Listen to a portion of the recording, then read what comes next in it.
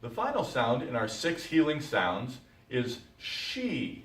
So in our pattern, we had chew, we had ha for the throat, we had whoa for the lungs, we had s, condensing the abdomen and squeezing air out from the lower lungs, we had tree as we dig lower, and finally we have she, which takes abdominal air from very down low.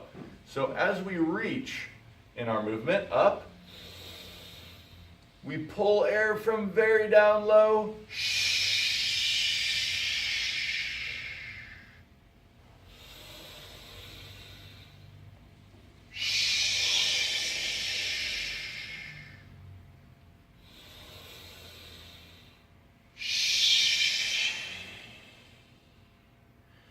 It's real interesting to see this one from the side.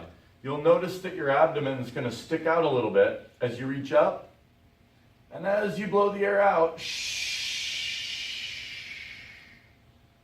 you get a big suck in the low abdomen.